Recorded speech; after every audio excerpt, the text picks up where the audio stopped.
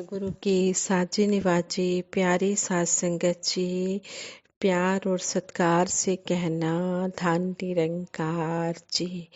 प्रभु मांगेगा जवाब, नेकियां कमाइए, देना पड़ेगा हिसाब। नेकियां कमाइए, झुक जाए ना निगाहें, दरगाह में शर्म से जिस दिन खुलेगी किताब। नेकियां कमाइए। सात संगत जी, इस भजन में कितना सुंदर हमें समझाया गया है कि इंसान जितना भी हो सके इस जीवन को परमार्थ में लगाना है, परोपकार में लगाना है और साथ ही साथ अपना चरित्र भी साफ सुथरा रखना है, चरित्र भी सही रखना है। सात संगत जी, इस चरित्र पर आधारित दासी विचार आप जी के चरणों में शेयर करने जा रही है। आप जी परवान करें। इंसानियत का दूजा सितारा नहीं देखा, मुफलिस का कोई और सहारा नहीं देखा। इस एक से अनेक मिले फिर भी हुए एक, ऐसा गणित का कोई नजारा नहीं देखा। आए जहान में बहुत से पीर पैगंबर, जैसा ये सतगुरु है हमारा नहीं देखा। बस एक इशारे से अलग हो गई दुनिया, देखा तो बहुत ऐसा इशारा नहीं देखा। जिसने भी आके कदमों में खुद को मिटा दिया, दुनिया में उसने रंज दोबारा नहीं देखा। ऐसा किया करम मुझे अपना बना लिया, ऐसा किया करम मुझे अपना बना लिया। मेरे गुनाहों का पिटारा नहीं देखा, इंसानियत का दूजा सितारा नहीं देखा। ऐसा कोई और सतगुरु का सहारा नहीं देखा। संगत जी कहते हैं, एक राज्य में देव मित्र नाम के राज पुरोहित थे। राजा उनकी हर बात मानते थे।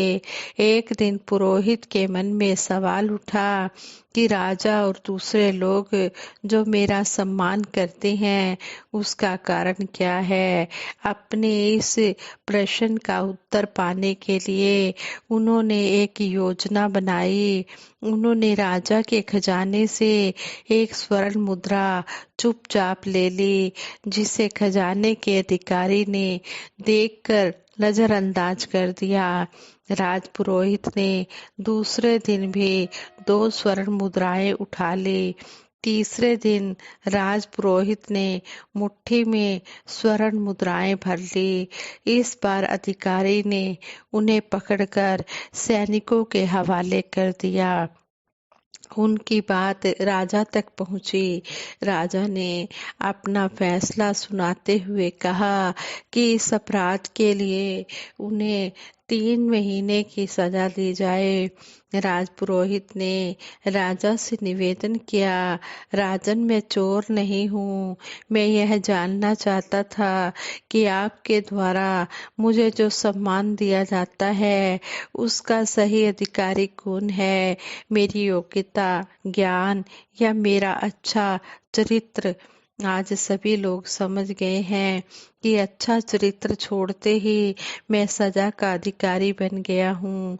सदाचरण और नैतिकता ही मेरे सम्मान का मूल कारण थी।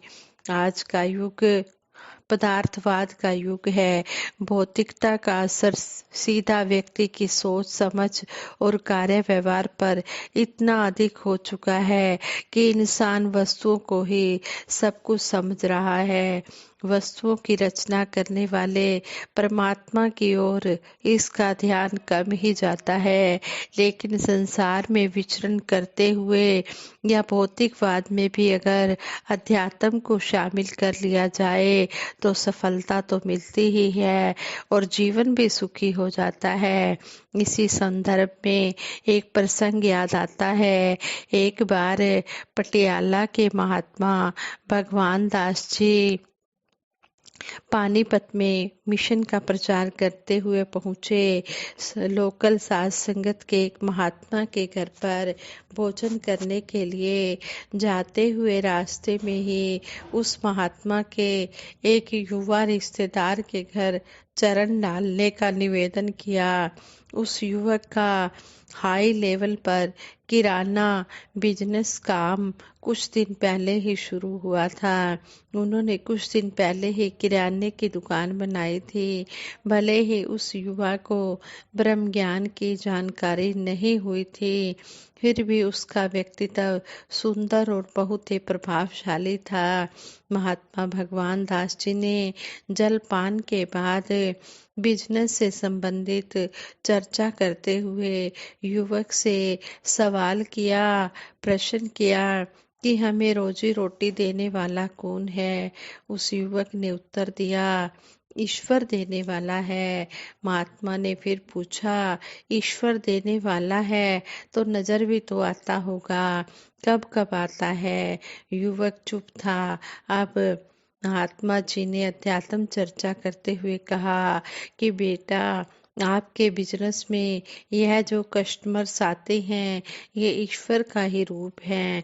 इन्हीं कस्टमर्स के द्वारा ही आप जो सही लाभ प्राप्त करेंगे उसी से अपना जीवन का गुजारा करेंगे। इन्हीं में विराजमान होकर यह ईश्वर देने आएगा।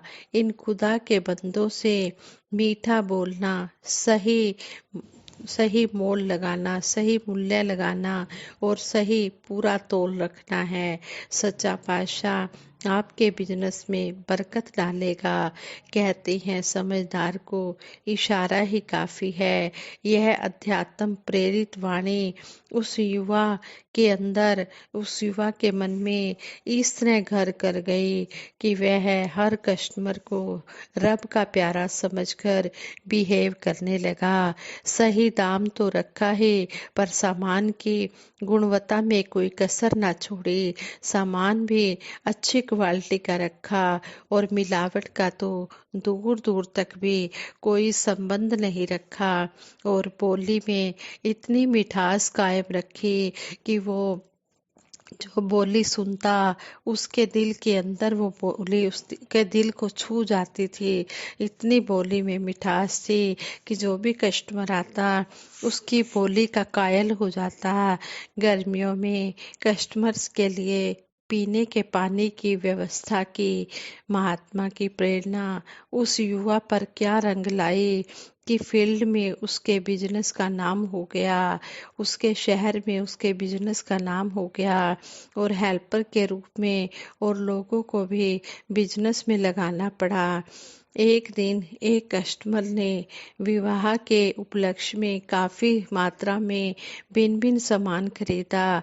उस युवा ने बिल तैयार किया तो जोड़ लगाते समय, बिल बनाते समय कुछ गलती रह गई।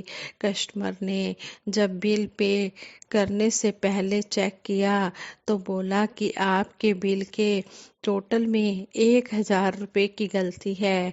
दुकानदार युवक ने एकदम कहा कि कार्य के भार में मुझसे गलती हो गई होगी, मैं आपसे माफ़ी चाहता हूँ, आप ठीक कर दें और 1,000 रुपये कम कर दें। कस्टमर बोला, 1,000 कम नहीं बल्कि और 1,000 जोड़ने हैं। आपने 1,000 कम लगा दिए हैं, आपके 1,000 और बनते हैं। युवा व्यवसायी हैरान हुआ और बोला, वर्तमान में आप जैसे कस्टमर मिलना बहुत ही मुश्किल है। उस कस्टमर ने विनम्रता से कहा, महात्मा, हमें निरंकारी बाबा जी की यही सिखलाई है, यह चरित्र हमें गुरुदेव से मिला है। अब वह युवा मन ही मन सोच रहा था और अपने आप से ही बातें कर रहा था कि आज इस बिजनेस का जो यह आकार व स्वरूप बना है यह भी निरंकारी बाबा जी के एक अनन्य भगत की सीख पर अमल करने का ही परिणाम तो है। उस निरंकारी कस्टमर के चरित्र ने उस युवा व्यवसायी पर, महात्मा भगवान दास जी की आध्यात्मिक सीख पर मानो सोने पे सुहागे का काम किया। वह युवक भी सत्संग से जुड़ गया और ब्रह्म ज्ञान प्राप्त कर सेवा में लग गया। अध्यात्म के प्रयोग के कारण उस युवा को बिजनेस के फील्ड में श्रेष्ठ उपलब्धियां तो हासिल हुई ही, उसको यश कीर्ति भी मिल गई और समाज को भी उसके सुंदर जीवन से लाभ मिला। भगत जन इसीलिए हमें प्रेरणा देते हैं कि हमें जीवन में हमेशा अध्यात्म और अच्छे चरित्र के साथ विचरण करना है। और जो भी हमें सतगुरु समझाते हैं, हमने इन बातों को अपने कर्म रूप में ढालना है। संगत जी, ये जो विचार हैं ये सतगुरु बाबा हरदेव सिंह जी महाराज के समय के विचार हैं जो दासी ने रखे हैं। और आज वक्त के सतगुरु माता सुदीक्षा जी महाराज भी हमें हर पल यही समझा रहे हैं कि हमने अपने कर्म सही रखने हैं, हमने कर्म से आध्यात्मिक बनना है। हमारे कर्मों पर संसार वालों की नजरें टिकी होती हैं। हमने अपने अच्छे कर्मों के द्वारा मिशन का प्रचार करना है और चलते फिरते पूजा स्थल बनना है। और हमने मिशन के साथ सबको जोड़ना है। कोई भी इस मिशन से वांझा ना रहे, इस ब्रह्म ज्ञान से वंचित ना रहे, सब तक इस ब्रह्म ज्ञान को पहुंचाना है। आज सतगुरु माता सुदीक्षा जी महाराज भी दिन रात सत्य के प्रचार में लगे हुए हैं। निरंकारी राजपिता जी भी साथ में संग संग चल रहे हैं।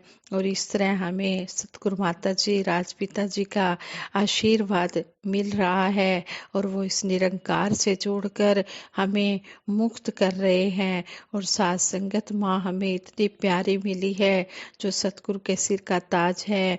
हमें हर पल साथ संगत का भी भय रखना है, सतगुरु निरंकार दातार का भय तो रखना ही है, साथ ही हमने साथ संगत का भय भी रखना है।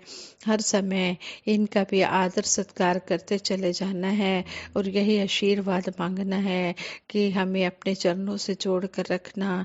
और जो भी हमें ये सिखलाई मिल रही है गुरुमत की, हम इस सिखलाई को हम खुद भी इससे प्रेरणा लें और फिर प्रेरणा लेकर अपने कर्मों के द्वारा फिर औरों तक भी इन बातों को पहुंचाएं ताकि सभी का जीवन सुखमय हो जाए, सभी आनंद से अपना जीवन व्यतीत करें। सतगुरु ऐसी बनूं मैं निरंकारी, जाने कर्मों से दुनिया सारी। संगत जी, ये विचार करते हुए बहुत सी गलतियां हुई होंगी, उन गलतियों के लिए आप जी क्षमा कर देना और आगे के लिए सुमत बख्शना। सबके भले की कामना करते हुए दासी सिमरन कराएगी। सभी ने मिलकर सिमरन में सहयोग देना है। तू ही निरंकार, मैं तेरी शरण हाँ, मैनू बख्श लो। तू ही निरंकार, मैं तेरी शरण हाँ, मैनू बख्श लो। तू ही निरंकार, मैं तेरी शरण हाँ, मैनू बख्श लो। बोलिए सतगुरु माता सुदीक्षा सविंदर हरदेव जी महाराज की जय। निरंकारी राजमाता गुरु वचन अवतार की जय। आज संगत जी बड़े प्रेम से कहना, धन निरंकार जी।